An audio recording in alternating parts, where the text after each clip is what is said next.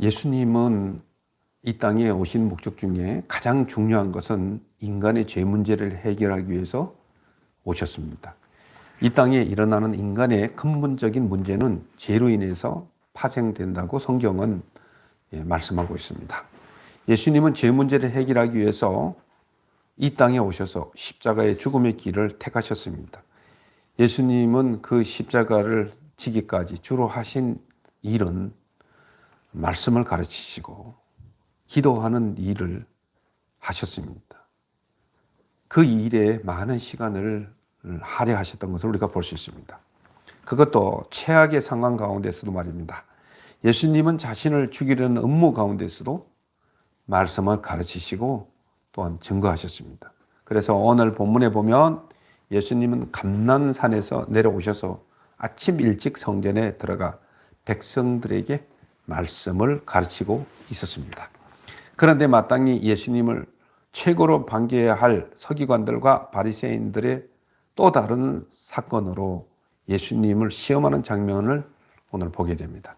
그래서 이 시간에는 이 사건을 예수님이 어떻게 처리하시는지 생각하면서 은혜를 받기를 원합니다. 예수님은 대제사장과 서기관들의 죽음의 음모를 꾸미는 것을 아시면서도 예수님은 또 어디로 가셨습니까? 예수님은 오늘 본문에 보면 감람산으로 가셨다고 말씀하고 있습니다. 그곳에 간 이유가 무엇입니까? 예수님은 주로 감람산을 찾았던 것은 이 조용한 곳에서 주님과의 교제하며 깊은 교제 가운데 들어가셔서 기도하시는 일들을 하셨습니다. 그래서 주님의 일은 늘 기도로 시작하고 기도로 그 일을 마무리하는 것을 우리가 볼 수 있습니다. 그래서 하나님의 사람들도 늘 우리가 눈 뜨면 기도하고 눈 감기 전에도 우리가 기도할 때에 우리는 하나님의 은혜 가운데 거할 수가 있습니다. 자, 예수님은 감람산에서 기도하시고 내려오셔서 다시 성전에 들어가셔서 무엇을 하셨습니까? 2절에 보면 예수님은 아침에 다시 성전으로 들어가셨다고 말씀하고 있습니다. 예수님이 감람산에서 내려오셔서 또다시 성전으로 들어가셔서 하신 일은 진리의 말씀을 가르치는 일이었습니다. 주의 일은 기도로 기도하고 또 말씀 증거하는 것이 그만큼 중요하다는 것을 오늘 깨닫게 하는 대목이라고 할 수 있습니다. 백성이 아침 그곳 성전에 들어왔습니다. 그리고 예수님은 그때에 그곳에 앉으셔서 말씀을 가르치시기 시작하셨습니다.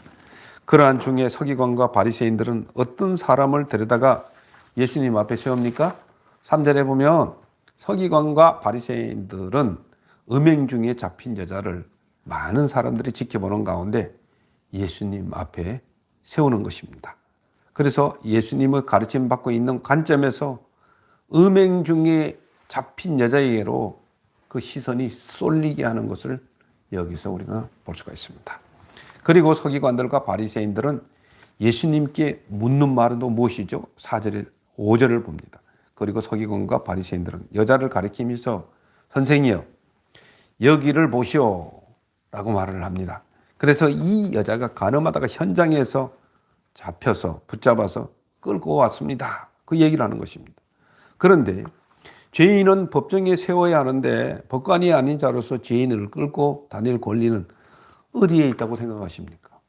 이 말이 됩니까? 그것은 그만큼 그 사회와 종교가 기득권자에 의해서 무질서하게 자행되고 있다는 것을 보여주고 있는 것을 여기서 우리가 볼 수가 있습니다. 그래서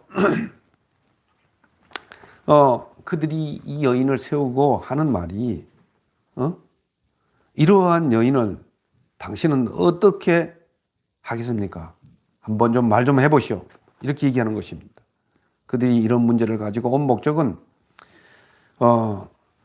진실하게 이 문제를 해결하는 것이 아니라 다만 예수님의 대답에 트집을 잡고자 또한 거기서 어떤 문제를 이끌어내기 위한 그러한 수작에 불과한 것입니다.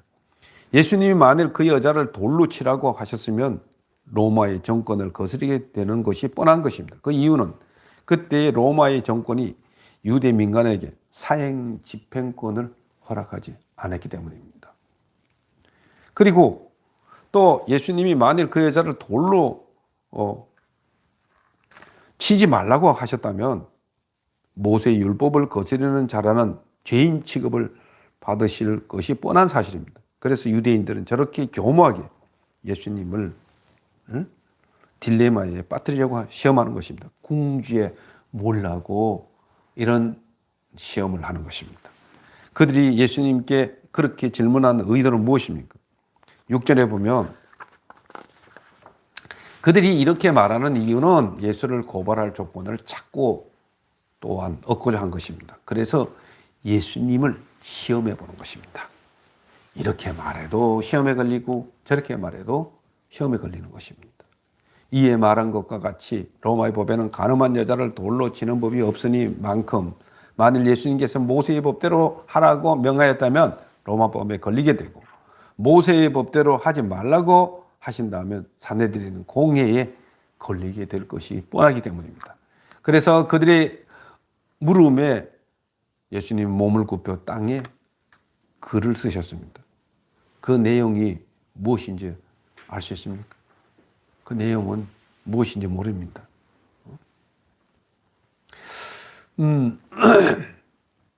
그렇게 글을 쓴 이유가 있겠지요.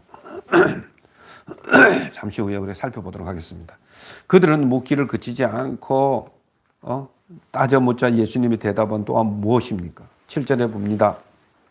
그들은 예수님께 묻기를 맞이하지 않았습니다. 쉬지 않았습니다. 그러한 이유는 그들이 예수님에게서 실현하는 허물을 찾아보려는 간교한 마음에서 계속적으로 다그쳐 묻는 것입니다. 그래서 예수님이 이러한 물음에 앉아서 땅에다 무언가를 쓰고 즉답을 하지 않았습니다. 그러자 그들은 예수님께 빨리 답하라고 멈추지 않고 계속 다그치는 것입니다. 그리고 주님은 일어나서 뭐라고 말씀하십니까? 너희 중에 죄 없는 자가 먼저 돌로 치라고 말씀하셨습니다. 이것은 그 여자보다도 먼저 각자 자기 자신을 먼저 심판하라는 것입니다. 그래서 신약 시대에 있어서 범죄자를 취급하는 새 계명의 원리가 갈라디아서 6장 1절에 있는데 형제들아 사람이 만일 무슨 범죄한 일이 드러나거든 신령한 너희는 온유한 심령으로 그러한 자를 바로잡고 너 자신을 살펴봐 너도 시험을 받을까 두려워하라. 이런 말씀입니다. 오늘 우리가 이런 사건을 보면서 우리는 제3자로서 서기관들과 바리새인들이 하는 일이 남의 일과 같이 느껴지지만 죄성이 있는 우리들도 친히 이럴 수가 있다는 것입니다. 우리가 정말 예를 들어서 이 사회의 부조리를 보면서 왜 저래? 저런 인간은 뭐 어떻게 해야 돼? 죽여야 되니? 살려야 되니? 하고서 우리가 정죄하고 심판할 때가 많이 있다는 사실도 우리는 알아야 되는 것입니다. 근데 그런 것들을 먼저 살펴보라는 것입니다. 남을 정죄하기 전에 자기 자신을 먼저 보라는 것이 하나님 주신 메시지입니다. 그래서 예식하는 자여 먼저 내 눈 속에서 들보를 빼라. 그 후에 밝히 보고 형제의 눈 속에서 티를 빼라는 것입니다. 예수님이 이렇게 말씀하셨으므로 저희 올무에 걸리지 않고 도리어 그들의 양심을 깊이 찌르는 그런 메시지를 그들에게 보냈던 것입니다. 그때 예수님이 취한 액션은 무엇입니까? 보십시오. 예수님은 그렇게 다그쳐서 빨리 말하라고 할 때에 8절에 보면 8절 9절을 우리가 봅니다. 예수님은 너희 중에 죄 없는 자가 먼저 돌로 치라 하시고 다시 몸을 굽혀 손가락으로 땅에 무언가를 쓰고 계셨다고 말씀하고 있습니다. 무언가를 쓰고 계셨다. 말을 하지 않습니다. 그래서 이 말을 갖다가 희극 언어로는 판도마임이라는 말을 씁니다. 판도마임이 뭔지 알죠? 무언극으로 얘기하는 것입니다. 그것은 그들의 분노를 가라앉히는 예수님의 한 방편인 것입니다. 우리가 막 열이 올라서 싸울 때도 예수님은 우리에게 이런 문제도 어떻게 해결하시는지를 우리에게 잘 보여주고 있는 부분들입니다. 그래서 누가 화를 내면 같이 화내는 것이 아니라 그 분노를 가리키는 것도 가라앉게 하는 것도 좋은 방법이다 하는 것들을 깨닫게 하는 것입니다. 그래서 예수님께서 손가락으로 무언가를 굽혀서 썼다고 하는데 어떤 분들은 서기관과 바리새인들의 이름을 거기다가 썼다고 이야기하는 사람도 있습니다. 또 그 이름을 땅에 쓰신 목적은 그 이름의 소유자들이 생명책에 기록되지 않는다 하고도 이야기하는 사람도 있습니다. 그러나 이 해석은 많은 사람들의 추측에 불과합니다. 추측이라고 틀린 것은 아닙니다. 그렇게 썼을 수도 있습니다. 그래서 성경에는 예수님이 땅에 쓰신 글자가 무엇인지 나와 있지는 아니합니다. 다만 사람들의 그들의 죄명을 썼다고 하고 십계명을 땅에 쓰셨다고도 합니다. 그러나 중요한 것은 그 글씨의 내용이 아니라 하나님은 조금 전에 말씀하셨던 것처럼 판토마임을 통해서 그들의 분노를 가라앉게 했다 하는 것에 우리가 좀 정리를 하면 좋지 않겠나 하는 생각이 듭니다. 그래서 그러한 동안 예수님의 말씀을 들은 사람은 양심의 가책을 느끼기 시작한 것입니다. 그러한 공간을 통해서. 그리고 나서 어른으로부터 시작해서 젊은이까지 하나씩 다 성전 밖으로 빠져나갔습니다. 그러면 누가 남습니까? 오직 남은 분은 예수님과 그 가운데 서 있는 여인만 남아 있었습니다. 그들의 나가게 된 원인이 예수님의 말씀뿐만 아니라 그의 기록하신 글씨에도 있다는 의미로 이야기하는 분들도 있습니다. 그들은 예수님의 땅에 기록하신 말씀을 읽었거나 항복하지는 않고 부끄러움을 당했으니만큼 거기서 나가는 수밖에 없었다는 것입니다.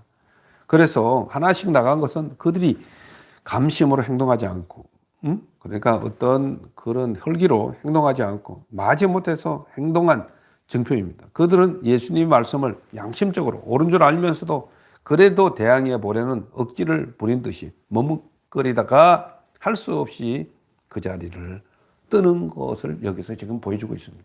이게 인간의 죄성입니다. 그래서 하나님의 말씀이 들어오면은요, 아무리 인간이 자기 분노를 표출을 하고 우긴다고 해도 하나님 말씀이 인간의 분노는 밀리게 돼 있다는 사실을 여기서 잘 보여주고 있습니다. 이게 믿는 자의 권세입니다. 그래서 그들이 하나님 말씀에 순응을 안 하면 그들은 쫓겨가게 돼 있다는 것입니다. 그래서 우리는 하나님의 말씀의 권위와 능력이 얼마나 큰지를 우리가 여기서 알 수 있습니다. 그래서 예수님만 그러면 예수님 말씀할 때만 이들이 능력이 나타나냐? 오늘날도 마찬가지입니다. 성령의 감동으로 쓰여진 이 말씀을 우리가 고백할 때에 이런 능력도 동시에 나타난다는 사실도 우리는 알아야 할 것입니다.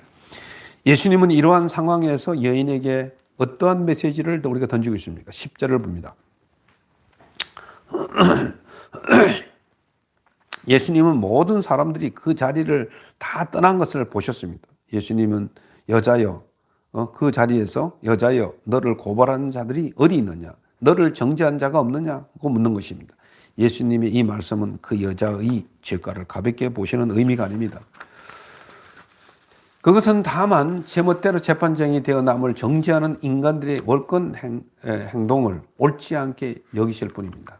그뿐만 아니라 그것은 이제 신약 시대를 당하여 누구든지 주님을 믿을 때에 영적으로 사자함이 될 수 있는 사실을 우리에게 암시해 주고 있다. 이렇게 볼 수 있습니다. 그래서 성경에는 음행 중에 잡혀온 여인의 이름이 나오지는 아니합니다. 그 여인의 이름이 어떤 사람은 일곱 귀신이 들었다 나음을 입었던 막달라 마리아라고도 생각하는 사람도 있습니다. 그러나 그거는 또 분명치 않습니다. 다만 그 여인은 당시 유대사회에서 어쩌면 가난하고 소외된 그룹인 여성을 대표하는 상징일 수도 있습니다. 그 여인은 당시 남성 우월주의 사회에서 남편으로부터 학대와 버림을 받은 여인일 수도 있다는 사실을 우리는 알아야 되는 것입니다. 그러나 서기관과 바리새인들은 그러한 여인에 대해서 애처로움과 보호보다는 오히려 그 여인을 정죄하며 돌로 죽이려고 합니다. 그러나 그들은 그 여인을 예수님을 죽이려는데 도구로 사용하고 있는 이 악랄함을 우리는 여기서 우리가 볼 수가 있는 것입니다. 그래서 그 여인의 대답은 무엇입니까? 11절에 봅니다. 그 여인의 대답은 여기에 누가 있느냐고 물었을 때 없습니다. 주님과 저밖에 없습니다. 이렇게 대답했습니다. 그래서 예수님은 나도 너를 정죄하지 않겠다고 말씀하고 있습니다. 그리고 나서 너는 삶의 현장으로 돌아가서 다시는 죄를 범하지 말라고 말씀하셨습니다. 그래서 십계명 중에 한 가지라도 죄를 지으면 우리들은 이 여인과 동일한 율법을 어긴 자들이 되는 것입니다. 그 결과는 죽음이며 영원한 형벌입니다. 그러나 우리들은 십자가의 은혜로 그 여인과 같이 모두가 구원을 받게 된다는 전제가 강력하게 내포되어 있다는 영적인 진리를 알려주고 있습니다. 예수님이 내가 이 여인을 용서해주고 이 여인을 정죄하지 않는 그 이유가 있습니다. 그것은 예수님이 이 땅에 오셔서 십자가에 죽으시고 또한 그 십자가에 죽으시고 그 예수님을 믿는 자에게 이 놀라운 은혜가 적용되는 것들을 전제하여서 이 여인을 용서해 주는 것입니다. 믿습니까? 예. 그래서 우리는 누구든지 이 여인을 우리가 정죄할 수가 없습니다. 우리 자신을 들여다본다면 다 죄가 있는 사람인데 어떻게 남을 정죄할 수 있습니까? 그래서 오늘 우리가 은혜 받아야 될 것은 서기관들과 바리새인들처럼 그들의 죄성에서 우리는 빠져나와야 되는 것입니다. 오늘 우리는 많고 많은 삶을 살아가면서 우리 마음대로 말하고 우리 마음대로 정죄하고 우리 마음대로 판단했을 때가 너무나도 많습니다. 우리는 그럴 것이 아니라 남이 범죄하면은 자기 자신을 돌아봐서 자기 자신을 한번 돌아보고 조심해. 나도 하나님의 은혜를 주시지 않으면 여기에 빠질 수가 있겠구나 하는 생각을 우리는 해야 됩니다. 그래서 우리는 이러한 사회적인 모순과 악을 보면 그것을 위해서 기도하고 또한 그 죄성이 사회에 미치지 못하도록 믿는 자의 권세를 우리가 써야 됩니다. 나는 예수 그리스도의 이름으로 저 악한 영향력을 예수 그리스도의 이름으로 거부합니다. 저들이 악한 것에서 벗어나서 선한 길로 가게 하여 주시옵소서 하고 기도해야 되는 것입니다. 그래서 예수님은 회개하는 자에게 사죄를 주시고 또 사죄하는 그러한 말씀을 또한 우리에게 주셨습니다. 그만큼 예수님은 그 여자에게 회개를 권고하실 뿐이고 정죄는 하지 않았다는 것입니다.